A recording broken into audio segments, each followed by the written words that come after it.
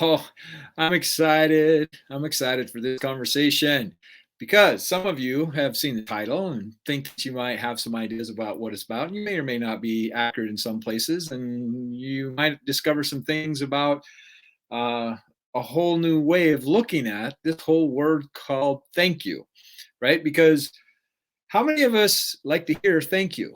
And what does it do to us? Well, just think about it. It's really so you hear the word tip, right? Like tenure to ensure promptness is what TIP stands for. TIP is an acronym. Tenure to ensure promptness. I believe that's what it stands for. And when we do good things for other people, right? Like actually, the way the tip came around was that you were actually supposed to tip them before they did their service. Now, think about that. If you tip them before they started rendering you service, do you think their attitude would change a whole lot more about, wow, this is an amazing person? Because, friends, understand the Heidenberg uncertainty principle is real. And what that principle says is basically how you see somebody is what you're going to project onto that person. And that person could literally change upon how you see that person. So let me give you a case in point. So let's say I'm walking down the street. Of course, this might rub some people, but it's all good. It's all met with great intention. Say you're walking down the street, and you got this guy walking down, coming towards you. That's big, burly guy, bearded. Nothing against guys with beards, except that I can't really grow one. And he just has this look on his face, and he's all tatted up and just leather on, and just looks like he's, a guy that you don't want to mess with. And so what you do is you go inside of your head and you come up with this image of who you think this person is, because how much of your life do you spend trying to figure out how not to get hurt? How much of your life do you spend figuring things out or making assumptions or making judgments so that you don't get hurt, to protect yourself, right? And so you come up with this narrative of who you think this person is, and guess what? Your vibration is projected towards that person to validate the assumption or judgment that you had in your head. Anytime we characterize somebody, we have to hold them in that container. How many of us have not been truthful to somebody because we're afraid it's going to hurt their feelings? How many of us have done that, right? Like, of course, I've done it many, many times, right? But the difference is I can be honest about it because I understand that where I was at that time when, whatever, I didn't share the truth completely, right, was to know that I didn't want to hurt that person's feelings. But when I did that, what I was literally doing was holding that person in a smaller place, right? So what if you started looking at every single component of your life, like every single component of your life, as an opportunity for you to grow, as an opportunity for you to expand, as an opportunity for you to see things in a different way than how you already see them? Because most of the way you see things now is automatic, right? By the age of 95, by the age of 35, 95% of our life is automatic, right? We have this nervous system, this automatic nervous system that we have inside of us, and it perceives things in an automatic way unless we start getting conscious about changing how we perceive things, like learning how to change the narrative. Like I'm about to teach my Mastering Potential inner circle class. Like, oh my gosh, I'm super excited about that. There's been amazing things happening there. And so I've got a lot of things that I've been studying for the last couple of days getting ready for that. And there's been lots of things that I have looked at over the course of my life and reflecting back on it and just going, man, when I was in the middle of that lesson, it was not fun at all. In fact, it was quite painful. And if I had an opportunity to wave a wand, I'd have gotten out of there like immediately. And you know what would have happened? I would have denied myself one of the greatest opportunities of growth, right? Because in order for us to grow, we have to look at some of the things that we don't want to look at, right? And sometimes that can be painful. Sometimes it can be very uncomfortable, right? But the more we become familiar and stepping into the uncomfortable, we literally alchemize what is going on inside of us so that we change the attitude about what it is that we're stepping into, right? So think about this. So I had a mentor, and I was all, I used to have this app. I still have the app that it's teleprompter that will literally give you the teleprompting, and you can do a video. So it's like you're looking into the camera, like high dollar teleprompters do, right? And I was reading the quote by Marianne Williamson.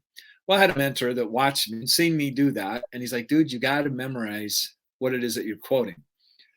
I was like, man, this is a big old quote. And it's a pretty good sized quote. It's not, I don't even think it is. It's not that we are, I don't remember what it is, but it's not that we are small that scares us. It's a fool's potential that scares us. Boy, I don't remember the whole quote. I actually have it. I read it a lot, but I still don't have it memorized. Anyway, I really took what he said, right? And then I went on and found another quote that I was just loved, right? And the quote goes something like this: you can take everything away from a man. You can take everything away from a man, but one thing: the last of human freedoms, the right to choose one's own way in any given set of circumstances, the right to choose one's own attitude. Okay. Now, that was written by Viktor Frankl, but to understand the context of this, he wrote that when he was in the Holocaust. Okay, now think about that. The last of human freedoms, the right to choose one's own attitude in any given set of circumstances, the right to choose one's own way, right? I got it reversed the first time I said it, but I still get to work. I get to practice with you guys. But understanding that he said that in the middle of the Holocaust, like he found purpose in his, some people would look at that and say tragedy. I know I would, right? Like that was pretty horrific going through the Holocaust. Like I couldn't imagine going through the Holocaust. But see, there's a caveat to this. He was a psychologist, right? So he had lots of training of how to manage his inner world prior to being put into that situation. So now I can say, thank you, Victor. I can say, thank you, Victor, that you were true to who you are, were true to you going through experiences and doing all that you could to take those experiences and use it as a learning tool and a teaching tool to empower other people so that when they're in situations that they don't want to be in, that they're able to access some things within themselves that allows them to have the fortitude to move through the uncomfortableness or through the pain or whatever it is, right? So I can say thank you for that. And one of the things that I love saying to people is the people that are, well, it doesn't matter what they've done with it, but somebody that's really stayed true to them, transforming the things that have, that most people look at and go, man, that must have been challenging moving through that. Like, I love saying thank you to those people because being committed to transforming your story, to alchemizing your story is a massive, massive undertaking. It's a massive undertaking, right? I mean, and you can find out more about mine by getting my book, right? In fact, I would encourage you to get it because the price of that is going to go up probably 4 times what it is right now on Amazon, because I got some other things that I'm working on. But understanding that the greatest asset you have in your life, the greatest asset you have in your life is your story, right? And there's lots, I mean, think about all of the people that have contributed to your story. Right? Like, think about that. How many people you have interacted with over your life. Out of every single one of those interactions, you have created a narrative about that experience, right? And guess what? You get to be the person that can change the narrative of that experience if it is not aligned with what it is that you want to create in this world, right? So when you're out to the restaurant, make sure you say thank you to that person because that person is exchanging a moment of their life with you and they're wanting to make your life better. Even if it doesn't turn out the way that you hope that it would turn out, they're human and they show up in a way like they just have life happen to them and they don't show up in a way like you expected them to, that you can say thank you and I appreciate you, right? Like so I used to teach this men's workshop a while back, one of the many workshops that I've taught over the decades. And there was this task that I gave to the guys, and was to go talk to their dad and ask their dad if they loved him or if they were proud of them, right? And one of the guys did that and went and said, went to his son and he said, I love you. I love you. And the son said, yeah, Dad, of course I know I love you. but I don't feel that you've ever accepted me. Right now, as a father, wow. I mean, here you put all this effort into making sure that your child loves you, but it's missing one of the most important components that we all want. We all want to feel accepted. We all want to feel appreciated, right? Especially from our parents, right? So that's one of those thank you moments, right? Like, thank you for sharing that, because how many times in our lives have we had experiences and we have walked out of a business and didn't give them the feedback of what we were experiencing? How many times have we had conversations with people and said, I'm not ever going to talk to that person again? And it's because of our interpretation of what we created around this narrative about what it is that we experienced, and never went to that person and shared with them what we were really experiencing. Because, friends, understand, your perception is not reality. It is not reality. It's a part of reality for sure, but we all interpret the experience much different, right? Experience itself is neutral, right? So when somebody comes up and gives you feedback, just understand it's just feedback, right? And it's also an opportunity for you to have a notice moment, right? Like, our egos sometimes does not like that. Our egos will show up and it'll want to defend, like, wait a minute, whoa, we don't want to go there, right? But when someone comes up and gives us feedback, it's going to be in a notice moment, right? Like, so when I'm in like dealing with other businesses, I think it's really important to share with the business owner my experience, whether it's whatever it is, whether it was a positive one or a negative one, or whatever, because I understand that entrepreneur has invested a lot, a lot into creating that business, right? And he has people that don't understand the magnitude of his or her investment to create that business, right? So if somebody is, for some people, courageous enough to come and share with you how they see you and how you show up, if they're courageous enough to do that, and of course there is ways of doing it gracefully, compassionately, um, considerately, right? Because some people just, and I've certainly been guilty of it, where I've just been in a place where I wasn't in a good spot and just let words fly, and then ended up going back later and apologizing because I wasn't very tactful, right? But so the reason this is important, because if we don't share this, if we don't share what our experience is, we end up carrying it with us, right? So, for example, and then the other part of this, it's not necessarily we have to share everything, but we have to get intentional about what is the narrative that we have created about our experience. We have to get real intentional about this, because whatever narrative we created out of that experience is going to determine our state, right? Like, you can change your state, your strategy, or your story, right? And understand everybody's human, right? Like, this is going to be hard for some of you to hear, and it wasn't fun for me to get this either.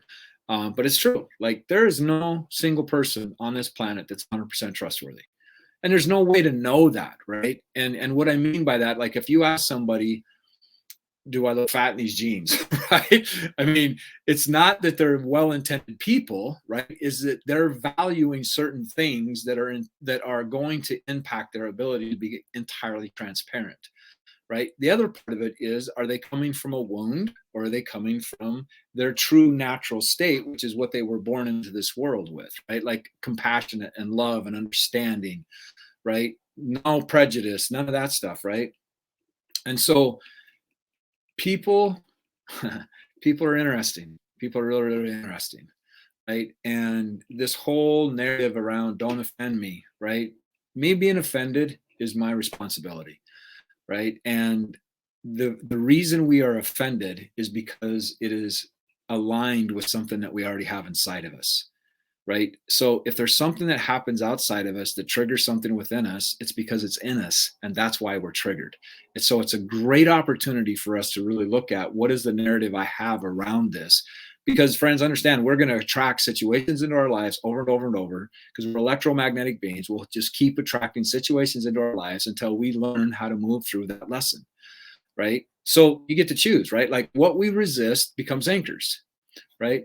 And so when things irritate us, and I've got a PhD in this one, right? Like, I've really had to like one area that I get to grow a lot in and still do it. Again, it depends on my state, right? It depends on my state. It depends what I'm listening to, how much caffeine I have in me, what time frame I'm in, where am I going, what's been going on in my life. When I get on that highway, right?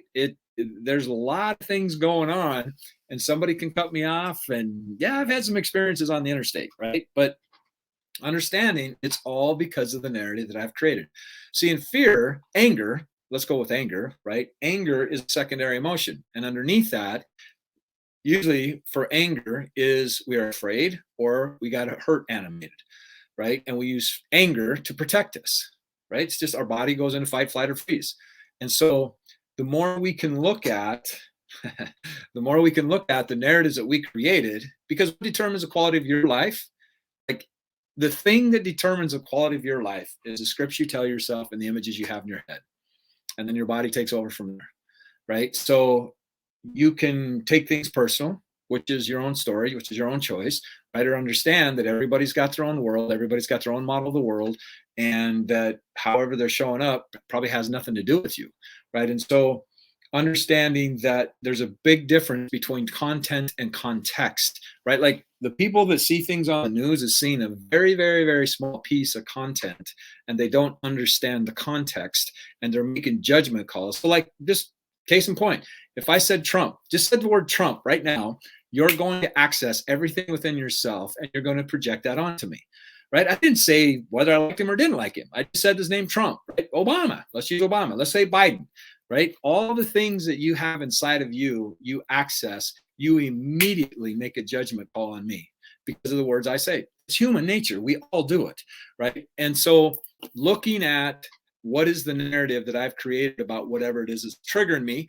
how does the trigger serve me, right? Like what benefit do I get out of being triggered, right? Because that we don't have anything in us that doesn't serve us some way. Otherwise we wouldn't have it, right? And so the more we can figure out the lesson of what it is that we are getting animated or have energy behind it, then we understand that every single person in our life has a lesson to teach us. We need to always be grateful for this. And I remember my friend, Dr. Tom, and Dr. Tom taught me a lot. And he was a very, very influential man in my life. And he said, always be grateful for the lesson. Always be grateful for the lesson. So what if you went into every single interaction? And friends, I tell you, this last year, oh, man, I really, really, really got the opportunity to exercise this stuff, right? Because I went through some very, very transforming experiences and very, very grateful for them because of going through those experiences, it was the catalyst that has created lots and lots of different opportunities for me. Had I not gone through those, I would have known that I was capable of doing the things that I have done because yeah, it just, I had some very, very important relationships in my life that blew up and went in a different direction than what I thought they were going to. I was put in a place where I had to make some choices that I didn't really want to do. And today I'm super grateful because now looking back over it, I got to see what created that, how I created that.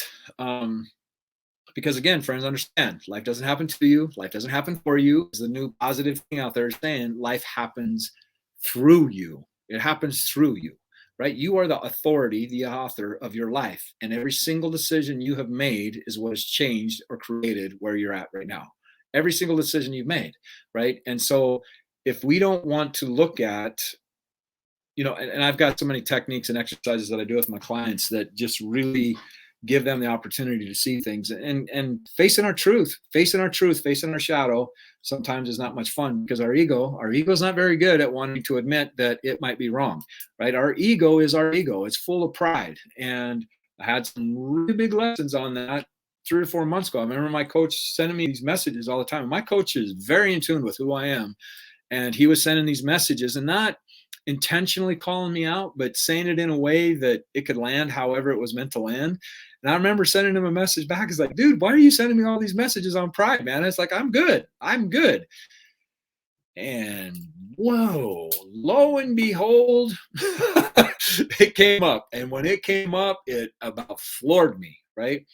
And just understand it's part of who we are. It's our humanity, right? Like we've got all these components in who we are, And our judgment of it is just being the perpetrator of what somebody else did once upon a time in our lives. Like us learning how to give ourselves grace is one of the greatest things that we could ever do.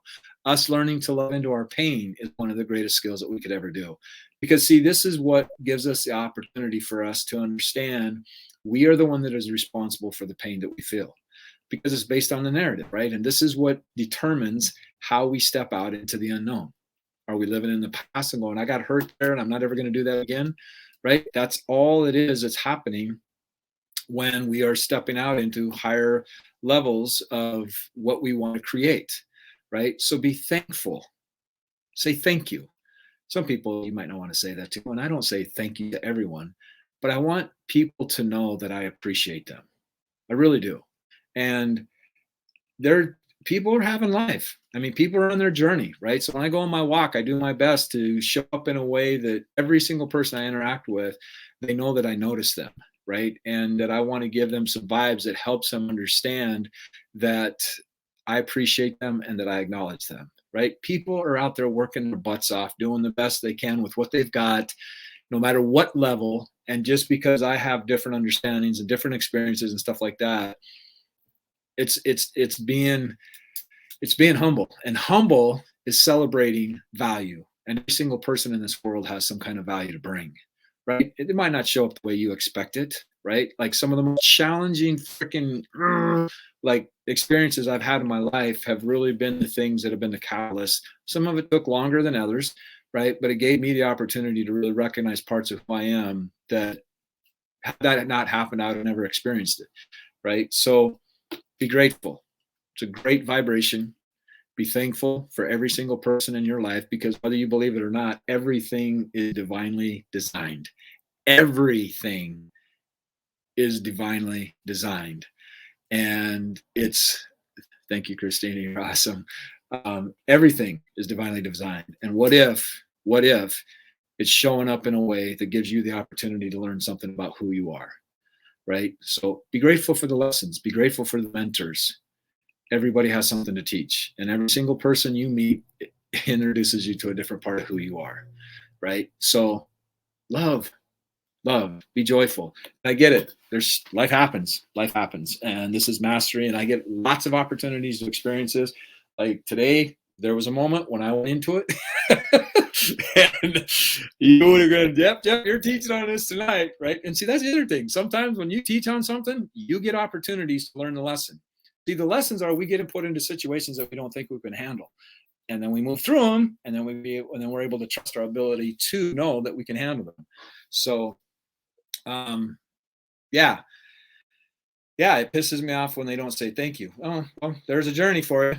What's there for you, right?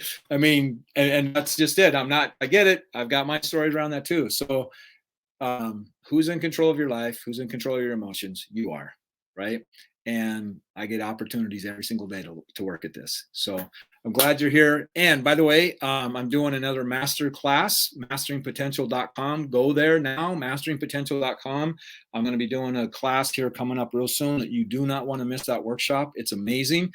Also, if you haven't joined the community over at the potentialzonegroup.com, I'd highly recommend you do that. It's an amazing community, creating lots of potentializers, and we're having a lot of fun. So hope to see you over there. Till next time, my friend, be blessed. No, I love you. I appreciate you. Thank you for using your valuable time and showing up on these. I really appreciate it. And as always, live like your life depends on it, because it does, and you deserve the best. Be blessed, my friend. Much love.